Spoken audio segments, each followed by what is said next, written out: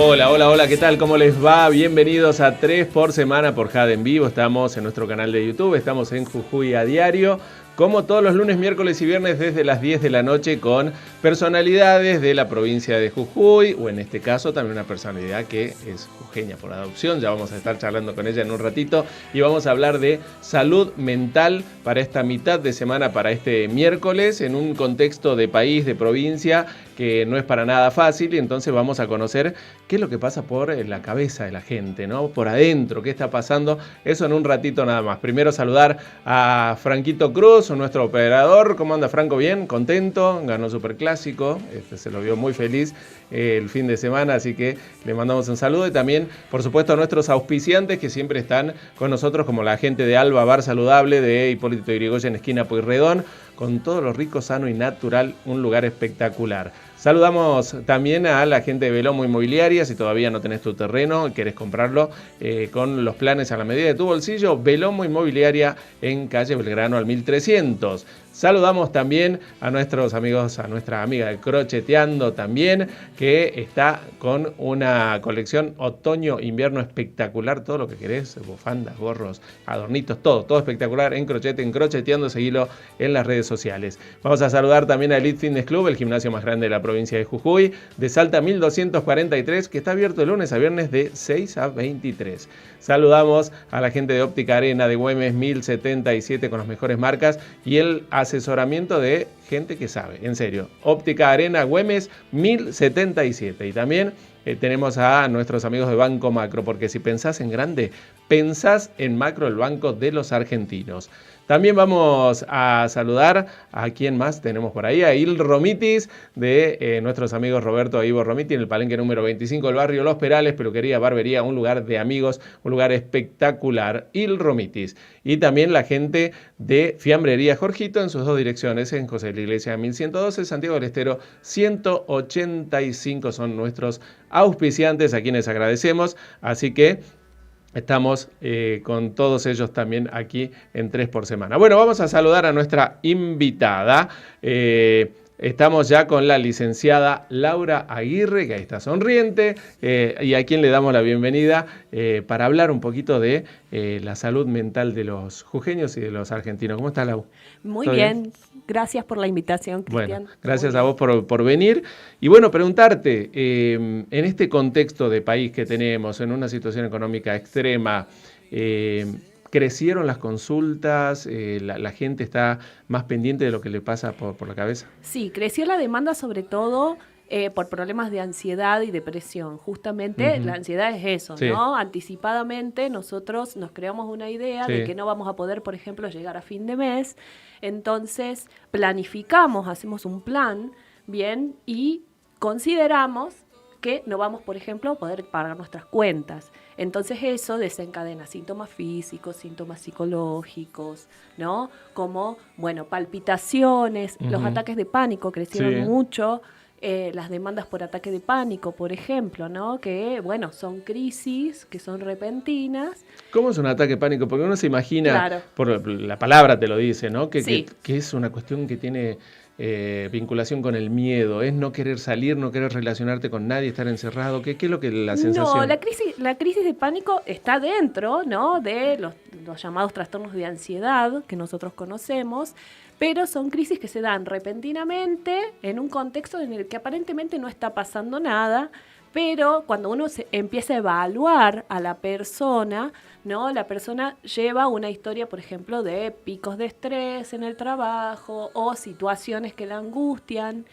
Algo que no puede resolver. Claro. Entonces, por ahí, el ataque de pánico trae una serie de sintomatología repentina que dura unos pocos minutos y que, bueno, incluyen, por ejemplo, palpitaciones, sensación inminente de muerte, ¿sí? Muchas personas... ¿A ese extremo de la muerte? Sí, de hecho confunden las crisis de pánico con un ataque al corazón o un paro cardíaco, ¿no? Entonces, bueno, a veces los cardiólogos se ven, ¿no? En la tarea de atender este tipo de sintomatología porque aparecen, por ejemplo, temblores, mucho temor, pero son crisis que pasan. Y bueno, la consulta llega ya cuando las crisis se vuelven frecuentes. No hay forma de evitarlo, esto llega llega. No, llega repentinamente, por eso, ¿no? En la clínica, nosotros en terapia cognitivo-comportamental trabajamos mucho ciertas habilidades para que la persona reconozca, ¿no? Cuando está cerca,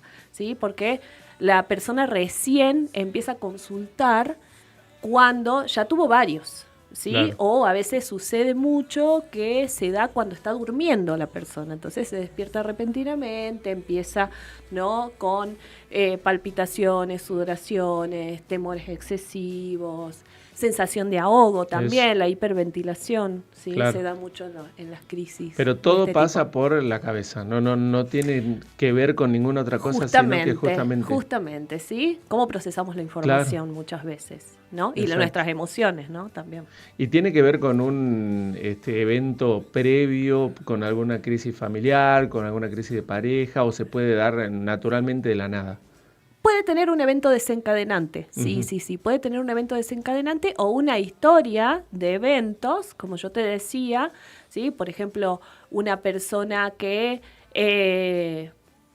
puede estar dentro de un proceso de ruptura de pareja y no se contacta con su duelo, entonces elimina de alguna manera o busca eliminar o bloquear esa angustia. Puede pasar, digamos, después, ¿no? De una pelea familiar muy fuerte, ¿sí? O de pérdidas, ¿sí? Que sean complicadas. Pero siempre no hay un evento desencadenante directo, ¿sí? Directo, porque por ahí la persona llega a la consulta y me dice, me dan estas crisis, pero no sé de dónde vienen, ¿sí? De alguna manera no puede verbalizar que esa crisis está asociada a un evento, ¿sí? Después, bueno, se va trabajando, ¿no? Con la conducta verbal de la persona, con la historia o ciertos eventos que ocurrieron en el último tiempo y ahí se va detectando, pero no lo puede asociar generalmente a un evento desencadenante enseguida, ¿no? Claro, ¿Sí? complicado.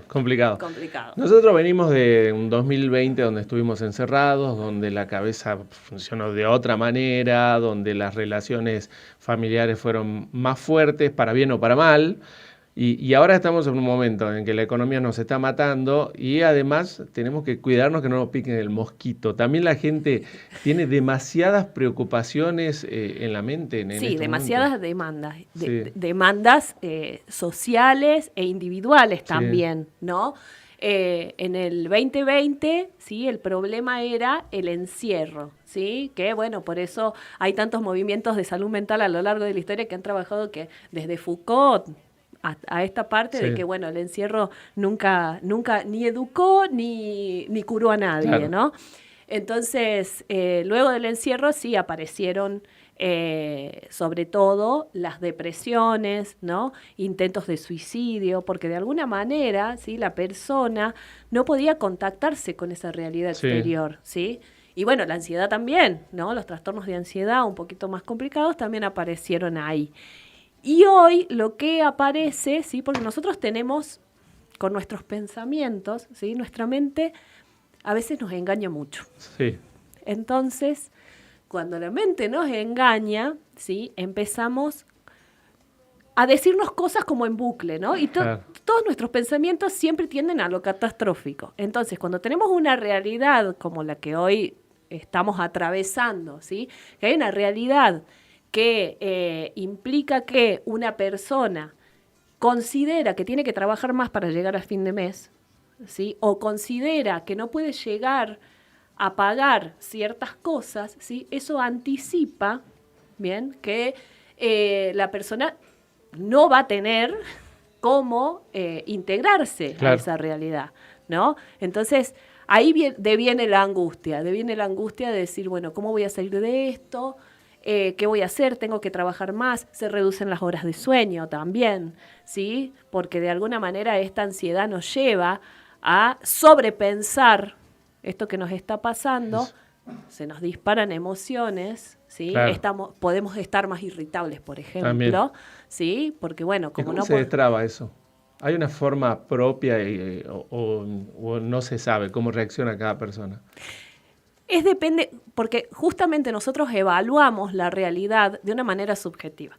Entonces, al evaluar esta realidad de una forma subjetiva, ¿sí? Va variando la forma en la cual la persona actúa sobre la realidad. Bien, entonces, si yo tengo la creencia de que no voy a llegar a fin de mes y de que soy una persona pobre, ¿sí? De alguna manera, y todos pensamientos asociados a eso, ¿sí? Porque yo puedo eslabonar todas esos pálidas, pensamientos. digamos, todas pálidas. Una detrás de otra. Si yo miro la realidad de esa manera, mi realidad, lo más probable es que lo proyecte, ¿no? En todo lo que yo haga después, ¿sí? Entonces tiende a estar más irritable, tiende a enojarme, digamos, con el gobierno, las corporaciones, etcétera, etcétera, ¿sí? Si bien hay una realidad, ¿sí? Yo puedo aprender a mirarla o tomar otra perspectiva para abordar la realidad, ¿sí? La crisis, en su definición, ¿sí? puede ser usada como una oportunidad. Como una oportunidad, por ejemplo, para descubrir creativamente algo que yo tenía dormido por ahí, ¿sí? Y que de alguna manera, que es lo que pasó mucho en el 2020, ¿no? Que había muchas personas que no podían trabajar, entonces las redes sociales empezaron a usarse más como medio de trabajo, crecieron mucho los emprendimientos y muchas personas empezaron a descubrir que tenían una potencialidad que quizás en otro contexto de abundancia, digamos así, no lo hubiesen descubierto. Entonces la crisis puede ser una oportunidad para, para resignificarme, para darle otro rumbo a mi vida también, ¿no? Y que se desaparezcan esos garabatos negros que tenemos en la cabeza. Claro, digamos, porque a veces no tenemos que creer en todo lo que pensamos, porque muchas veces nos fusionamos, nos enganchamos con nuestros pensamientos, y cuando nos enganchamos con nuestros pensamientos, ¿sí? Creemos que la realidad tiene que ver con nuestro sistema de creencias o pensamientos, y muchas veces la realidad nos ofrece otras alternativas, pero no la vemos porque estamos tan cegados por lo que pensamos, ¿sí? Que muchas veces lo proyectamos todo el tiempo. Bien. Hay que pensar en positivo. Es como la mujer, por ejemplo, que empieza a decir, todos los hombres son iguales. Claro. ¿Sí? ¿Qué hago yo? Tomo una porción de la realidad, digo, por 2 o 3 experiencias en las cuales he tenido un desengaño amoroso, ¿sí? Agarro esa creencia de todos los hombres son iguales, entonces lo más probable es que yo salga a la realidad con esa creencia. Entonces, cuando alguien rompa con esa creencia, y no voy a tener la capacidad de observarlo, o de encontrar. Con eso no vas a encontrar nunca nada, digamos. Claramente, ¿sí? No es una cuestión mágica, no tiene que ver con eso, pero sí tiene que ver con que a veces nuestro sistema de creencias, nuestros mandatos, ¿sí? Los tenemos tan arraigados que no podemos ver otras alternativas, no podemos evaluar otras alternativas frente a eso. Bien, ¿sí? En el caso de los adolescentes, los jóvenes, los niños, se ve en la última época que ustedes con tu profesión han estado muy activos en los últimos 20 años, te diría mucho más que antes. Se ve mucho eso. Y sobre todo con los chicos y con los adolescentes.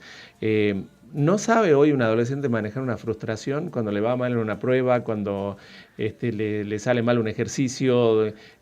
¿Cómo se trata eso, no? Porque se ve que, a nosotros antes, en mi época, en tu época, nos decían, John, hacé bien eso y hacelo hasta que te salga. Y ahora los chicos como que no, como que se ponen mal, como que les agarra, se deprimen y están mal. Es distinto ahora. Sí, justamente. La generación de cristal, le dicen, ¿no? La generación de cristal, sí, justamente, ¿no? La generación de cristal, entre otras muchas características, ¿sí? Una de estas es que la poca tolerancia a las frustraciones, ¿sí? Y justamente, digamos, una habilidad de salud mental es la capacidad para tolerar frustraciones, ¿sí? A veces sucede, porque también hoy somos padres de manera diferente también, no ¿sí? Circula más la palabra. Vos ponías el caso de nuestra época, que de alguna manera la palabra del padre o de la madre no era cuestionada bajo ningún punto de vista, ¿sí? Uno seguía, obedecía, y si hacía alguna trampa, se angustiaba, ¿no? Porque de alguna manera después venía el castigo. Hoy circula más la palabra. Nosotros como padres, ¿sí? Tenemos otras habilidades verbales, le damos lugar al niño o al adolescente a que negociemos, por ejemplo, un límite, ¿sí? ya la violencia física no circula generalmente. Entonces, hoy las frustraciones, ¿sí?, son vistas como el fin del mundo. Bien, entonces siempre les digo a algunos padres que van a la consulta, ¿sí?, permitan que sus hijos se angustien y se frustren. Bien, porque hoy, ¿no?, con esto de el boom de las redes sociales, la computadora, todo eso, ¿qué sucede? ¿Sí? Tenemos chicos que no soportan, por ejemplo, el silencio que implica el aburrimiento. Claro. ¿Sí? Nosotros, en otra época, cuando nos aburríamos, ¿sí?, jugábamos con tierra, o sea, de última. Sí. Algo buscábamos en el entorno, ¿no? Sí. Para crear. Ahora es una tragedia que se corte internet, por ejemplo. Por ejemplo, ¿no? Entonces, esa frustración, ¿sí?, lleva a que ciertas conductas no se soporten bajo ningún punto de vista. Que, estamos viendo muchos intentos de suicidio en adolescentes por esto, ¿no? Claro. Porque siempre les digo a los padres, el mundo nos frustra. Entonces, si nosotros ante cada demanda vamos a satisfacer a ese niño, ¿sí?, de alguna manera le estamos enseñando que todo se puede satisfacer en la inmediatez. Y fácilmente. ¿Sí? Y fácilmente. Sin que te cueste. Claramente. Entonces ahí es donde empiezan a surgir los problemas, porque después el mundo tarde o temprano te frustra, te angustia, y yo tengo que aprender a elaborar eso y decir, bueno, es solamente un mal momento y esto va a pasar, ¿sí? Pero si yo enseño, porque todo es historia de aprendizaje, ¿no? ¿Sí? Si yo aprendo a que todo me va a ser dado en el momento en el que yo lo pido, ¿sí?, no considero la frustración como posibilidad. Claro. Entonces, ante una frustración, ¿qué hago? Quiero aniquilarme, quiero salir de ahí, ¿sí? No lo tolero. Entonces, tener hijos frustrados muchas veces es tener hijos que cuando sean adultos tengan habilidades, digamos, para enfrentar cualquier situación que se les presente o buscar alternativas para resolver esos problemas. Ahora, recién hablabas del suicidio y muchas veces es un tema tabú en los medios y por ahí hay una creencia que si uno habla sobre esto, de alguna manera alienta al que todavía no se anima y eso. Ya esto se comprobó que no es así, no, para nada. Y que hay que hablarlo justamente, porque te puede salvar hablarlo. Hay que hablarlo con un enfoque siempre tendiente a que la vida es la mejor posibilidad para resolver un problema. Porque hay una idea básica en la conducta o en la intencionalidad del que quiere terminar con su vida, ¿sí? Que en realidad hay un problema detrás, ¿sí?, que considera que no puede resolver.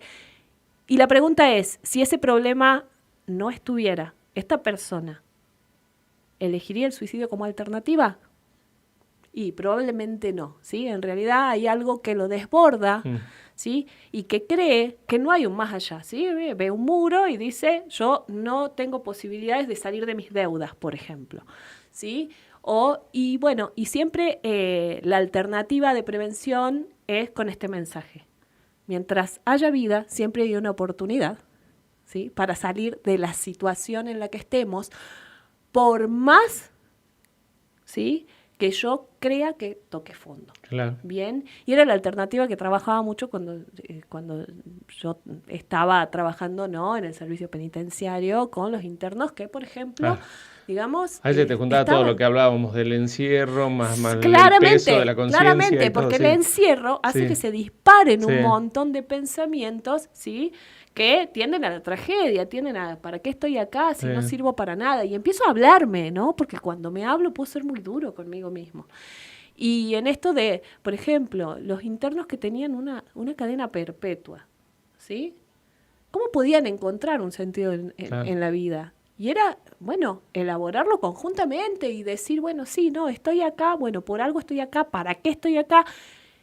Y en función de eso se iban encontrando alternativas, por más que el encierro era, digamos, indefinido en este caso, ¿no? Claro. También en el tema del encierro que tuvimos hace unos añitos, se dispararon las adicciones, ¿no? Al alcohol, al juego online, al cigarrillo, a las drogas, que también de alguna manera te llevan algunas al tema de una decisión como el suicidio. Pero tenés muchas consultas en Jujuy, hay muchas consultas por adicciones. ¿Cuál es la franja etaria o son varias franjas?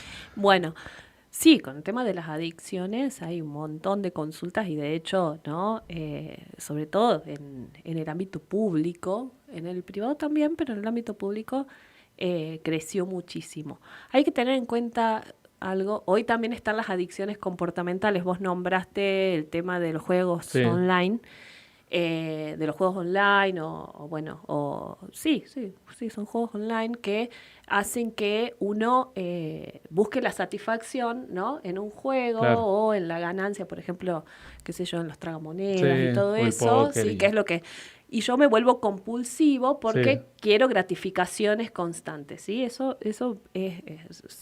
Son las adicciones comportamentales a las que estamos asistiendo hoy. Hay que tener en cuenta que en toda adicción hay un factor que es la evitación o la huida de una realidad, digamos, que yo intento controlar de alguna claro. manera, ¿sí?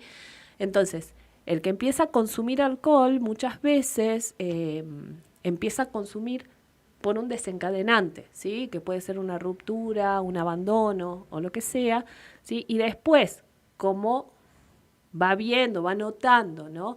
Que el alcohol lo gratifica, de alguna manera hace que se sienta más alegre, más desinhibido, ¿sí? Lo toma como una conducta, ¿no? Que se va, de alguna manera, se va volviendo frecuente, ¿sí? Porque las adicciones siempre tienen Sí, un contexto también, ¿no? Un contexto siempre, ¿sí? muchas veces Toda familiar adicción, también, ¿no? muchas veces Sí, familiar, muchas veces, ¿sí? Que tienen que ver con pautas de crianza, ¿sí? Y la droga, en este caso, sea la droga que sea, viene a sustituir, ¿sí? De alguna manera, eh, o me ayuda a huir de una realidad que no tolero y que yo siento, no me puedo contactar con el sufrimiento que implica, ¿sí? Un abandono, un sistema familiar disfuncional, entonces me refugio ahí, ¿bien? Y de alguna manera salir de eso es muy difícil, sí, ¿sí? Por eso, bueno, hoy se habla de disminuir riesgos, ¿sí? No la abstinencia total, claro. sino de disminuir riesgos o que la persona, por eso hoy hay tantos centros educativos terapéuticos que no son, que no implican el encierro, Seguro. ¿no? Y que implican otro tipo de actividades. Aparte se, eh, se empieza para, mucho antes, ¿no? También sí, 8 o 10 años. también. Hoy también se empieza mucho antes. Entonces, y de alguna manera es como replicar esta conducta que tienen del consumo de redes Sí, sociales, del consumo bueno, de todo lo que tiene que ver, ¿no? Con lo electrónico y claro, con la claro. tecnología. ¿No? Totalmente. Bueno, ¿qué otras consultas llegan así? ¿Te causó curiosidad alguna vez algún caso en especial? Bueno, no vamos a violar ningún secreto profesional, No, no, por pero qué supuesto. sé yo, alguna cuestión de pareja, alguna cuestión familiar, algo que te hayas dicho, che, nunca en mi vida me tocó algo así o que lo hayas comentado con tus colegas. Eh, que me haya tocado algo que sea muy trascendente o muy raro, no. Pero sí, hoy la demanda aparece muchas veces en relación a la pareja, Ujú, ¿sí? A las nuevas modalidades de vinculación, ¿bien? Aparece mucho dentro del tema de la pareja, por ejemplo, el tema de abrir la pareja. Eso me llamó la atención, ¿no? Por ejemplo, ¿no? ¿Qué implica abrir la pareja? Bueno, generalmente el que acude a la consulta es el que se angustia por esa posibilidad, claro. ¿sí? Se le plantea la posibilidad, ¿no? Y de alguna manera aparecen todo tipo de emociones. Cuando hablamos de abrir Celos, la pareja, ¿es lo que se dijo en algún momento del poliamor y cosas por el estilo o cosas cómo? por el estilo, ¿sí? Sí, En realidad, digamos, una de las demandas que me llega mucho, por sí, ejemplo, en relación a la pareja, es que uno de los dos miembros de la pareja, ¿sí? Ya no considera la monogamia como una posibilidad y sí se busca, digamos, uno de los dos siempre plantea, ¿sí? El hecho de abrir la pareja, que sería tener otras relaciones alternativas, pero que la pareja principal, oficial, continúe. Sea, claro. Sí, continúe, pero y de alguna manera hay toda una cuestión que tiene que ver con códigos, ¿no? Porque la persona que se angustia es la que recibe eso y de alguna manera no puede procesarlo porque aparecen, celos, la idea de que mi pareja está con alguien en este momento y le mando un mensaje y no me contesta, ¿no? Aparecen todo tipo de fantasías que llevan a una angustia terrible. Y que, es una demanda medio de época, ¿no? Que te puedo decir que me llamó mucho la atención últimamente, ¿no? ¿Pasa más en hombres o en mujeres que deciden tener esta cuestión paralela? Mira, te vas a sorprender, pero pasa, ¿sí? En mujeres y en hombres. También. ¿Sí? No es solamente porque por ahí el imaginario es que es el hombre el que propone eso y la mujer... No. También hay mujeres que lo han propuesto. En la misma medida. Sí. Es así. Y hombres que se angustian ante esa posibilidad, por supuesto. Seguro. Y el tema pareja es muy fuerte dentro de la psicología. ¿Qué es lo que el tema pareja, trata? ¿El tema rupturas? El tema pareja es algo que circula mucho. Sí, el tema de rupturas. El tema de rupturas y el tema de esto que son... la parte que se angustia es la que intenta proyectar, ¿sí?, en una pareja y el otro no está preparado o comunica que no está preparado para abordar eso, lo que implica el compromiso y la responsabilidad, porque, decidir tener una pareja es una responsabilidad y es un compromiso que yo asumo. Más allá del nombre que tenga el título, ¿sí?, que el título... qué sé yo, novio, matrimonio, lo que sea, ¿sí? Cuando yo decido vincularme con alguien, me comprometo con alguien, ¿sí? Y no hablo del anillo de compromiso, ni de la promesa de casamiento, sino, claro, el vínculo, el estar, afectivo, la presencia, estar dispuesto a tener tiempo y a usar mi tiempo. Responsabilidad afectiva. La responsabilidad afectiva, que es algo que no tendríamos ni que estar hablando de esto, ¿sí? Que es ser claro con el otro, ser claro sobre cómo quiero vincularme con el otro, ¿sí? Porque apareció la responsabilidad afectiva, el ghosting, todo eso, ¿sí? Que son conductas específicas que, que estamos pidiendo que la pareja... tenga en el caso de la responsabilidad afectiva y en el ghosting no, en el ghosting es cuando yo me empiezo a vincular con alguien y de la nada, de un día para el otro, no me contesta más los mensajes, me deja de hablar. Te bloqueo de todos lados. Te bloqueo de todos lados y no hay un cierre ahí. Y es tan importante los cierres en la relación, porque dan comienzo a un duelo, ¿no? A que yo pueda cerrar eso, ¿sí?, que era tan importante para mí y que ahora pierdo. Si no, yo quedo ante una incertidumbre que me genera más angustia, se cronifica mi dolor, ¿sí? Entonces decirle al otro, ya no quiero esto o no quiero estar más con vos, ¿sí?, es un cierre que le permite al otro, decir, ya termino con esto y paso a otra cosa. Claro. Pero que queden las cosas claras. Claro, ¿sí? Ser fantasma es un tema... complicado. Se usa mucho ese término acá. Qué fantasma que sos. Bueno, muy interesante lo que estamos hablando con Laura, la licenciada Aguirre. Vamos a hacer un pequeño corte. Enseguida vamos a conocer un poquito más de la historia de ella, porque habrán escuchado un poquito, no es de acá, y vamos a conocer un poco más de cómo viene desarrollando su actividad en la provincia de Jujuy. Pero antes hacemos una pequeña pausa y ya volvemos con la segunda parte de 3 por semana en este miércoles. Ya venimos. Sin sueldo y quedo pobre cuando te vas de mí. Si me encuentras en el party ando suelto, avísame así podemos repetir. Mami, todo eso es polvo, parecía modo loco. Tu perfume se quedó en mi sillón y si ponen de fondo nuestra canción, imposible sacarte de mi cabeza. Quiero comerte como aquella vuelta con esa manzana que no peca. Y no soy Adán, pero esta noche eres mi Eva. Imposible sacarte de mi cabeza. Quiero comerte como aquella vuelta. Hay muchas, pero ninguna le llega. Solo con esa guacha calmo esta bellaquera. Me siento millonario si mis labios a ti te besan. No me importa tu salario, yo te hago sentir cheta. Varias me textean, pero ninguna me llena. Ya sé que no eres mi nena y te escribo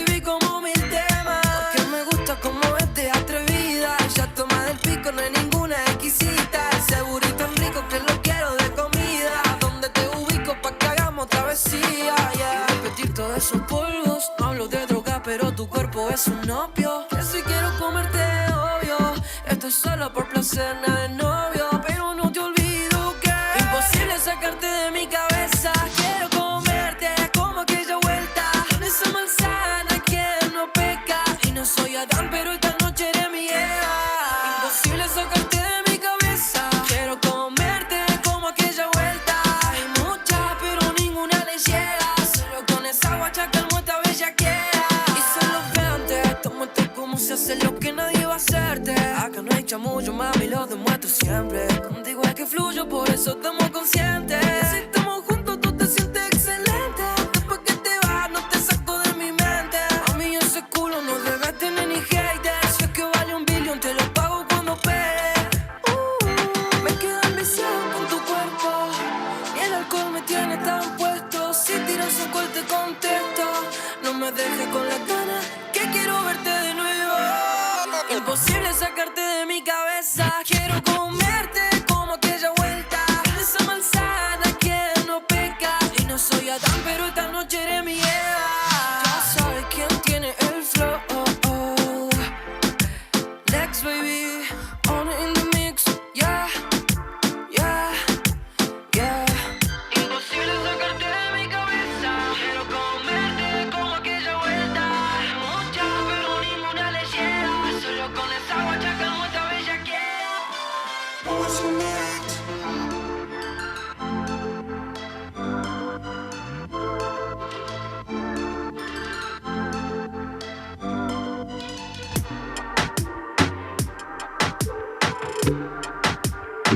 Sabe bien que nos queremos y lo de menos es el tiempo que nos vemos. Van 3 segundos y estamos prendidos fuego y los problemas los dejamos para luego.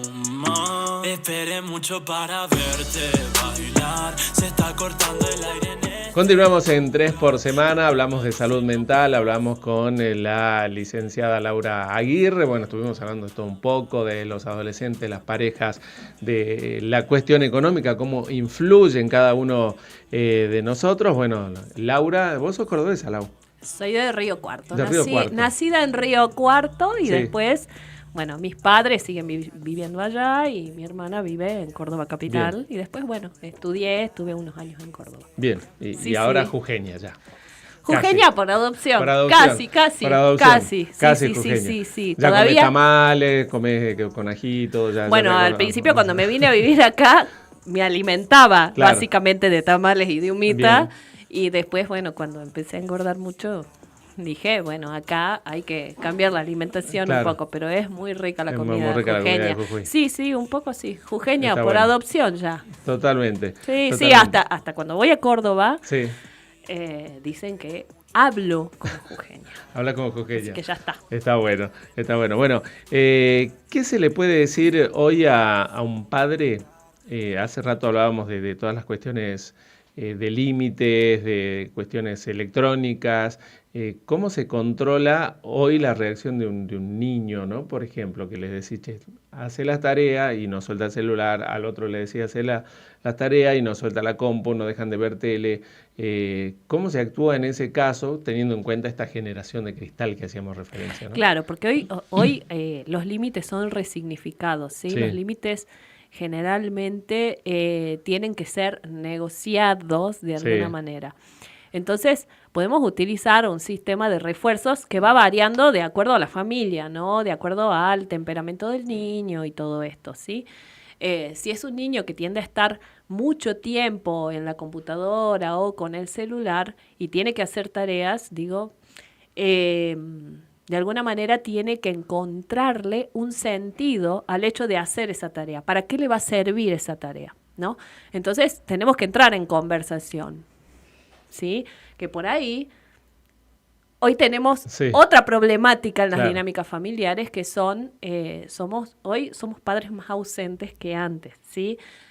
Más presentes en la conversación, pero más ausentes, digamos, físicamente y hablábamos de Sí. la situación económica que exige que mamá y uno papá que salga estén trabajando. todo el tiempo Sí. y que encima llegue cansado y que, bueno, los niños sean partícipes, ¿no? de esto y utilicen, ¿no?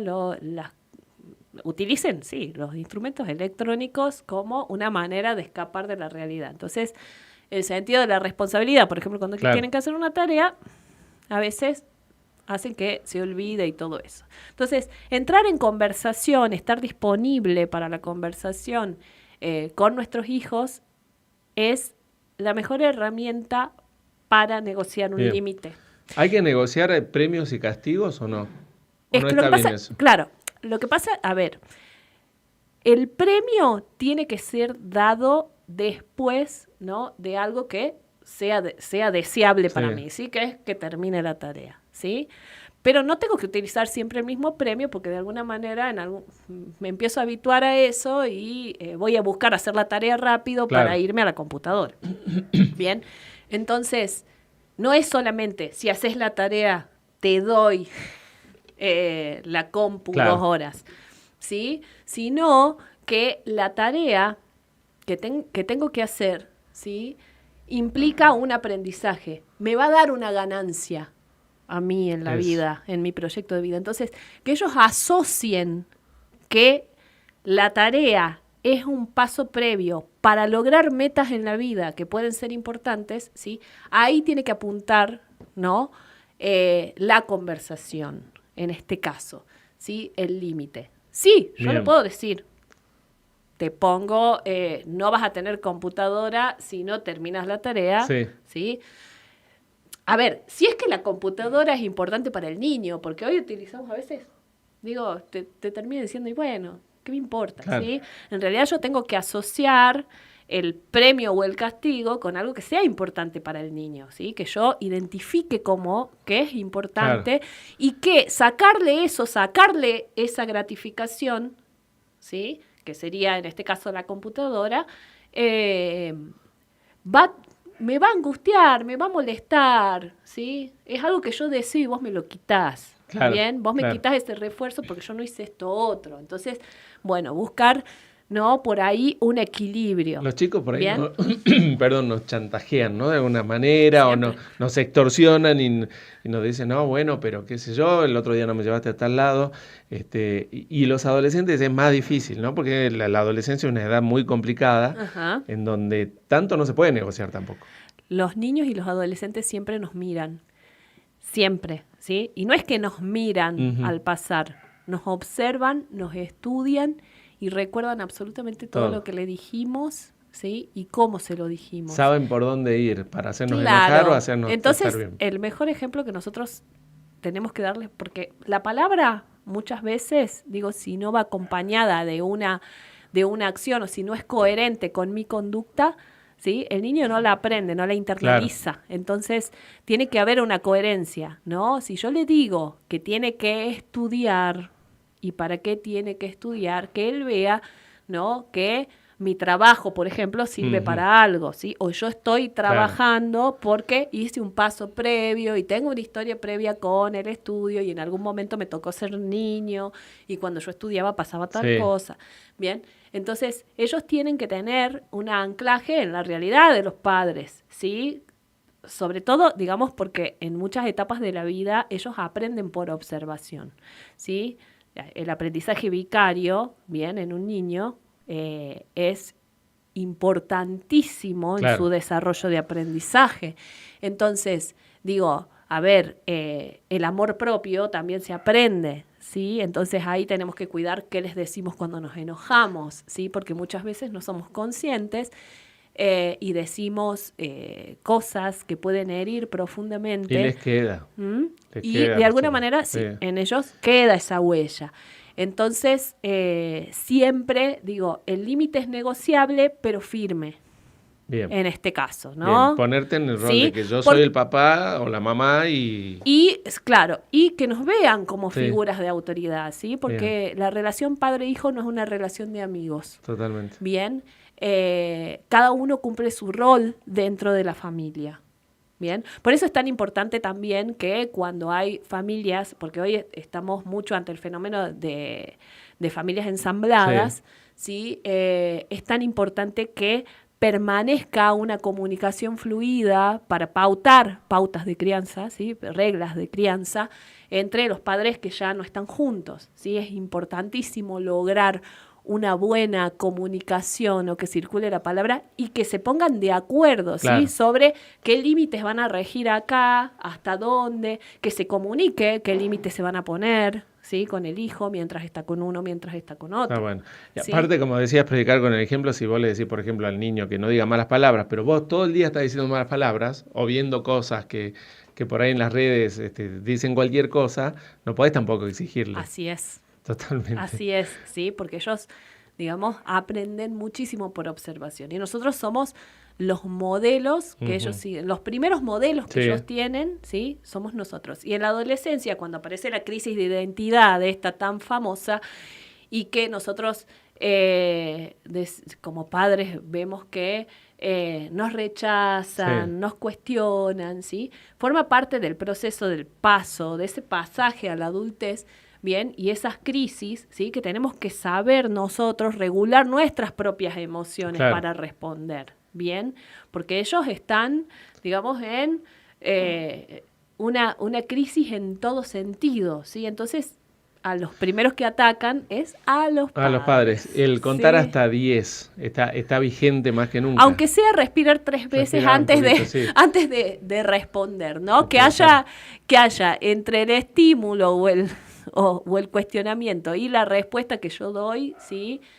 Una pausa, porque, bueno, ahí podemos ponernos en contra de nuestros niños y ahí es donde se dan muchas veces las explosiones, ¿no? Que después tenemos que lamentar problemas en la escuela o en otros lugares. En el rendimiento escolar, en el rendimiento. Sobre todo. Entonces, pero estar disponibles para la comunicación, que es algo obvio, ¿sí? Hoy está faltando mucho por más que tengamos el WhatsApp, ¿sí? Seguro ¿no? que sí. Porque, a ver, es todo un...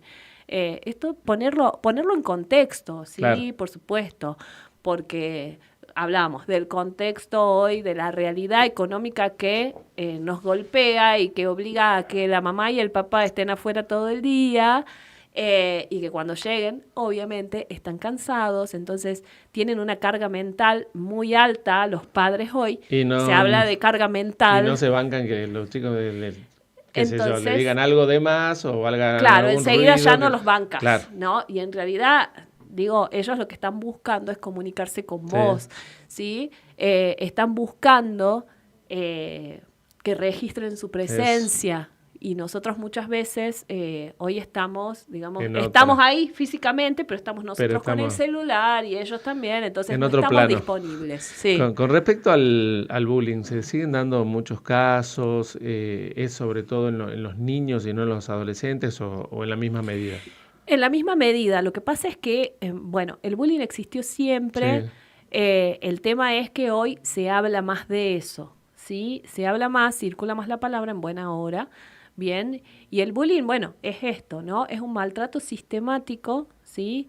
Que se da, sobre todo en contextos escolares y en el ciberbullying por redes, ¿sí? Que es más anónimo, por eso suele ser más duro, y que hay una conducta, ¿no? Que hay un agresor y un agresor que tiene, de alguna manera, que es muy popular y que de alguna manera hay seguidores de ese agresor, hacia una víctima en la que resaltan alguna carencia o algo que creen que es una carencia en esa persona, entonces sí, se da para que sea bullying, ¿sí? No es una situación aislada, tiene que darse en un contexto escolar, fuera muchas veces de la mirada de los docentes, por eso muchas veces, se hacen talleres y todo esto y aparecen casos, pero los casos venían de hace tiempo. Sí.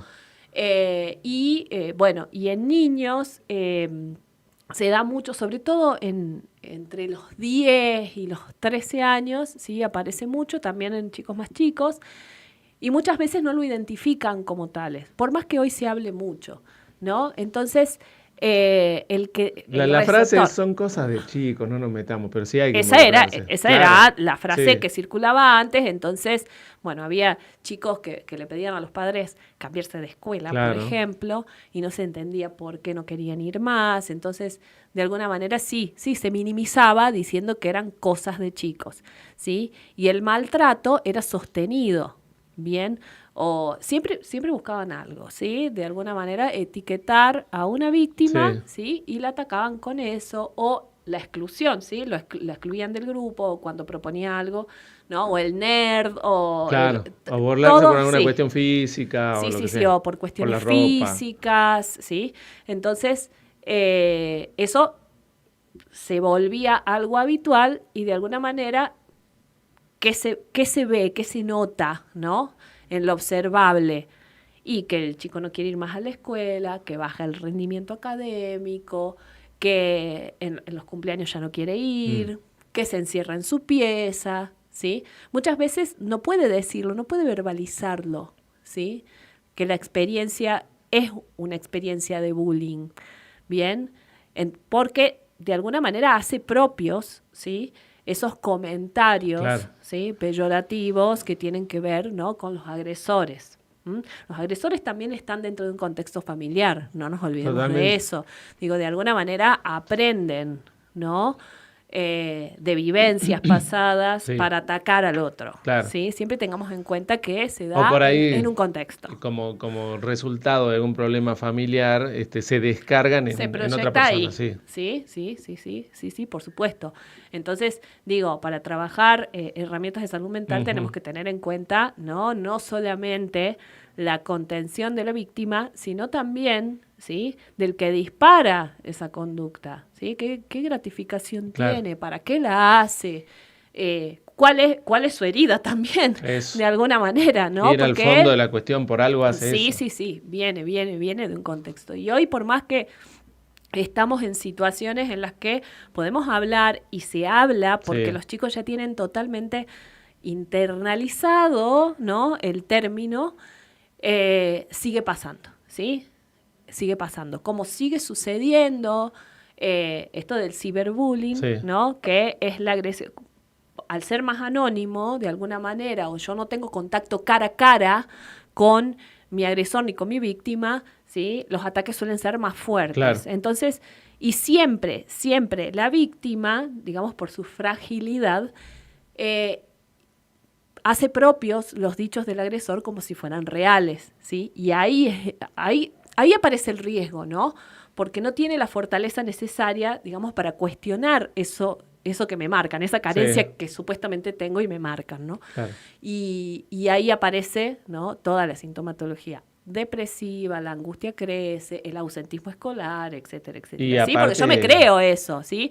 Pues si me dicen que soy feo, y bueno, yo empiezo a mirarme al espejo y empiezo a mirarme un poquito ahí. Y la cuestión de eso también te lleva a los ataques de pánico, a alguna reacción violenta, a una autoflagelación también. Claramente, bueno, otra de las conductas muy comunes son las autolesiones, ¿sí? Que aparecen mucho hoy en adolescentes, ¿bien? Que es otra de las formas que hablábamos de evitar una situación que me resulte insoportable, una emoción que no sé cómo abordar o procesar esa emoción, y la autolesión muchas veces no aparece como un síntoma propio de un intento de suicidio, sino de aliviar una tensión que no soporto. Bien, entonces, bueno, también sí hay conductas que son observables, como te digo, ¿no? A veces no es un ataque de pánico, a veces es una autolesión. Todo depende, por supuesto, ¿no? De el acompañamiento, de la alerta familiar, ¿no? Porque a veces aparecen estas conductas y no son observadas por el contexto familiar. No son registradas. Si está encerrado todo el día en la pieza, por ejemplo, es adolescente, está en su mundo, y muchas veces el aislamiento, ¿sí? No es un buen síntoma, ¿sí? No es una conducta que nosotros digamos, bueno, no, sí, pero si hay aislamiento, falta de higiene, algo está pasando. Podemos estar ante un pibe que está deprimido, ¿sí? Y tenemos que tener en cuenta eso. La depresión es terrible, ¿no? La depresión, ¿sí? En grandes, en chicos, en todos. Bueno, ¿sí? Directamente es uno de los padecimientos en salud mental, ¿sí?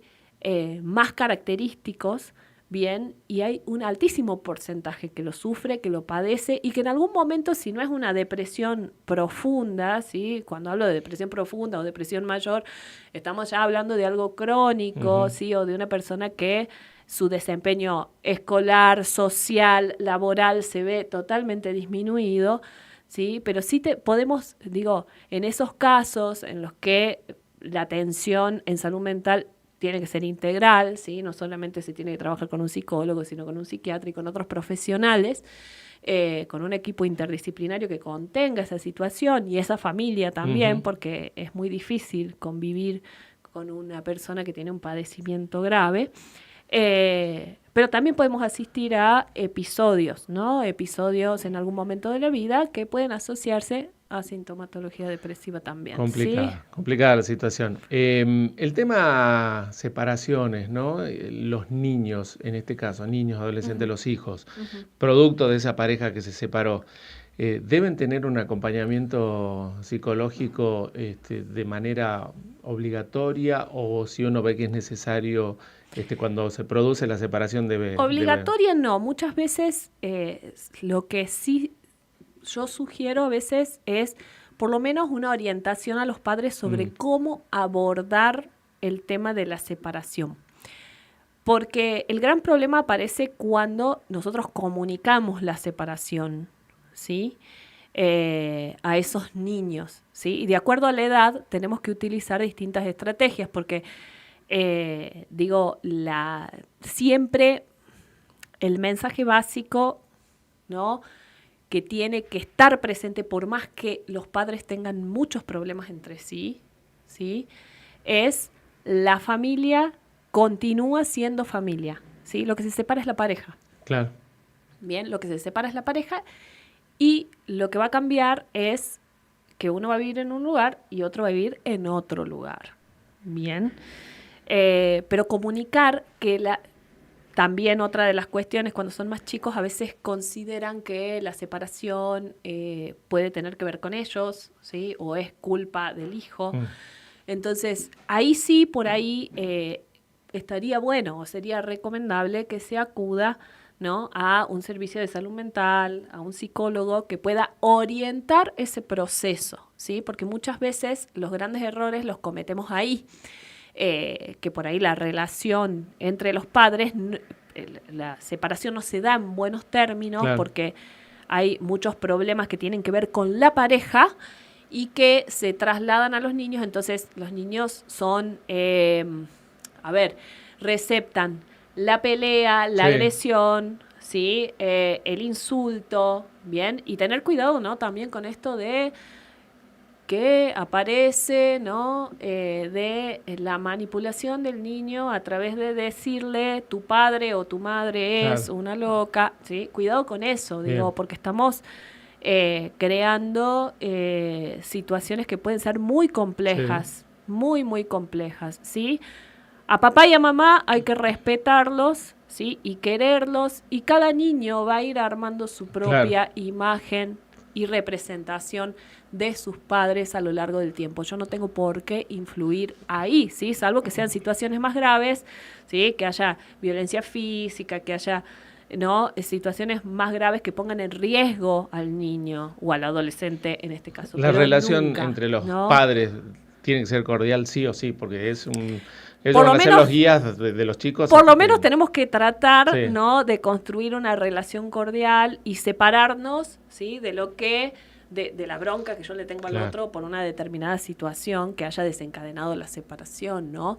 Tenemos que construir, por eso por ahí la orientación a esta pareja separada puede ir para ahí. ¿Cómo puedo hacer yo, ¿no?, para comunicarme fluidamente con en nuestro rol de papás? Digo, no hace falta que hablemos de lo que pasó, pero sí en nuestro rol de papás, sobre todo, ¿no?, para que podamos conjuntamente criar a este niño y contenerlo, Exacto. ¿Sí?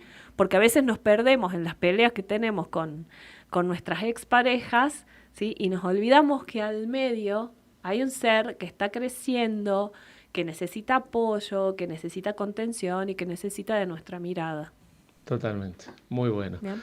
Laura, muchísimas gracias por tu visita. Cristian. Fue un lindo programa, hablamos de todo y hay mucho más para hablar seguramente. Te vamos a convocar otra vez, Cuando pero quieras. te agradecemos hablar un poco de salud mental y todas las ramificaciones que tiene, ¿no? Estas dos palabritas. Gracias, Lau. Gracias, Cristian. La licenciada Laura Aguirre con nosotros, hablando sobre salud mental en este miércoles de 3 por semana. La pregunta antes de irnos. 3 por semana, ¿qué? ¿Qué se puede contar? No sé. Nosotros de 3 por semana se llama el programa. Y siempre le preguntamos a los invitados qué hacen 3 veces por semana. ¿Qué hago por 3 ejemplo, veces por semana? Tomar café. Eso todos los días. Todos los días. Pero así digo rígidamente, 3 veces por semana puede ser O lo más. que te decía, Claro. que te decía, yoga. Yoga, ahí Sí, está. lo Bien. que te decía antes Yoga. de empezar. 3 por Sí, semana. sí. Ahí está. Bueno, muchas gracias, Lau. Nos vamos, gracias a Franco Cruz, a todos ustedes también. Esto queda en YouTube, así que lo pueden ver en nuestro canal en HAD en vivo. Le mandamos un abrazo grande, nos reencontramos el viernes. Chau, chau.